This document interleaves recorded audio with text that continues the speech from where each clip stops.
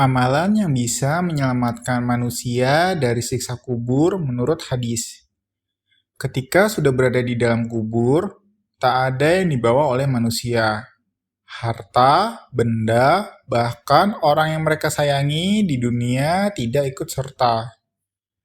Dalam hadisnya, Rasulullah SAW bersabda, terdapat beberapa amalan yang bisa menghindarkan manusia dari siksa kubur.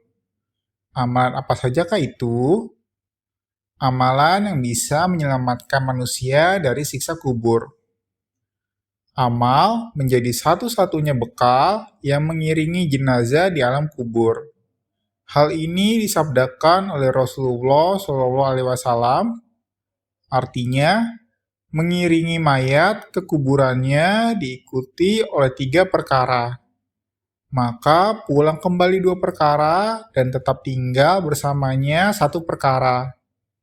Mayat diiringi oleh keluarganya, hartanya, dan amalnya.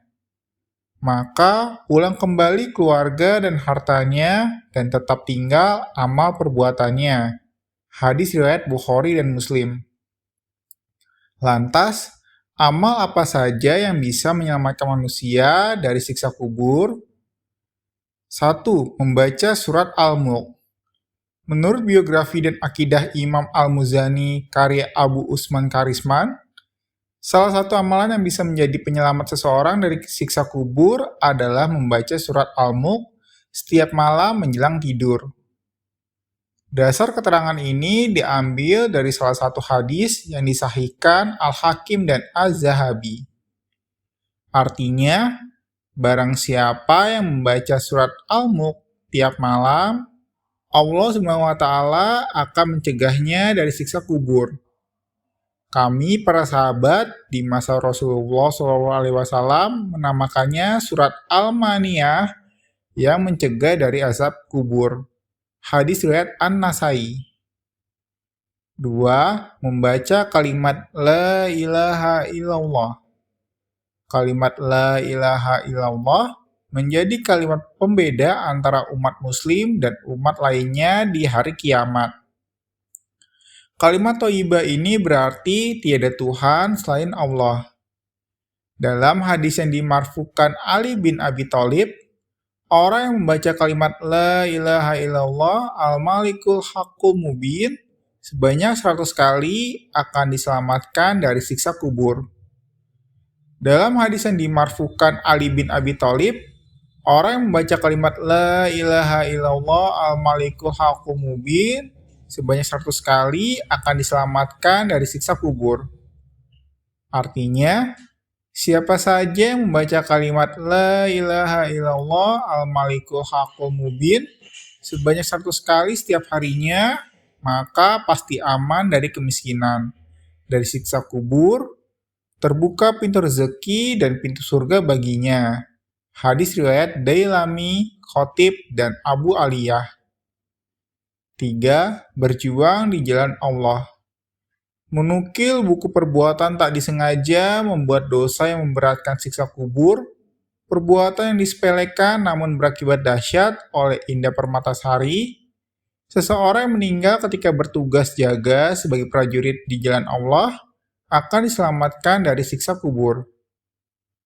Fadlullah Ibnu Ubaid meriwayatkan dari Rasulullah SAW, beliau bersabda, setiap yang gugur akan selesai amalnya, kecuali yang meninggal pada saat bertugas jaga di jalan Allah.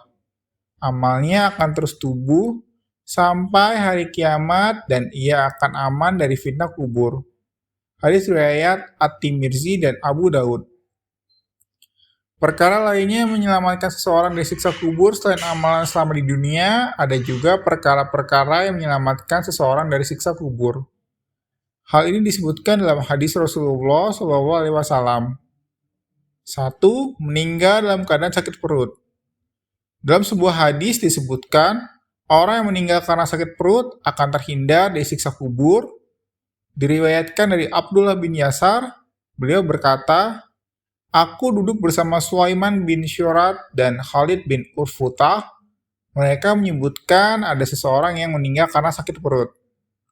Keduanya berkeinginan untuk menyaksikan jenazahnya, maka salah satu dari keduanya berkata kepada yang lain, "Bukankah Rasulullah bersabda, siapa saja yang meninggal karena sakit perut, maka dia tidak akan disiksa di dalam kuburnya?"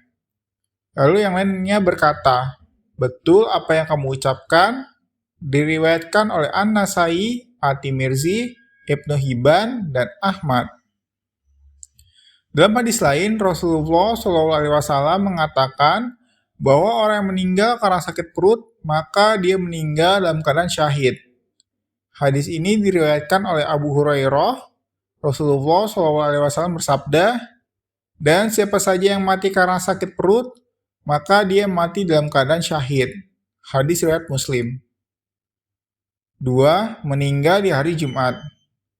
Meninggal di hari Jumat menjadi perkara lain yang menyelamatkan seseorang dari siksa kubur. Hal ini diungkap dalam riwayat hadis oleh Abdullah bin Amr berdasarkan sabda Rasulullah SAW.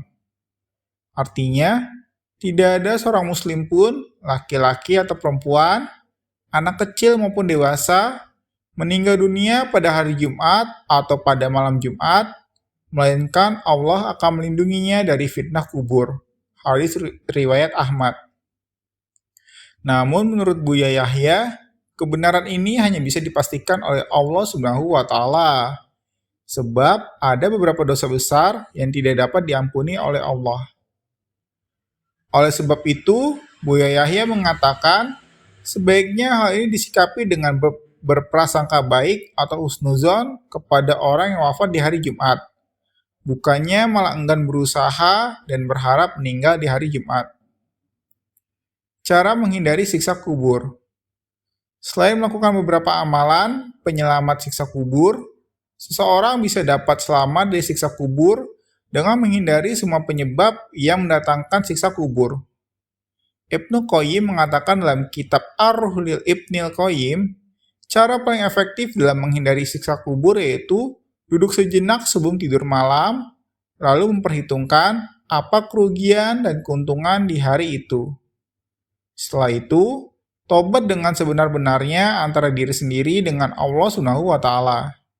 Kemudian tidur dalam keadaan tobat, lalu berjanji tidak mengulangi dosa yang diperbuatnya jika dia terbangun keesokan harinya. Ahli usul fikih dalam ahli hadis ini mengatakan bahwa cara harus dilakukan dalam setiap malam. Apabila seseorang telah melakukan cara tersebut, kemudian meninggal pada malam itu, dia telah meninggal dalam keadaan telah bertaubat. Jika dia terbangun di pagi harinya, maka dia siap untuk bekerja dengan senang hati, sebab ajalnya belum tiba.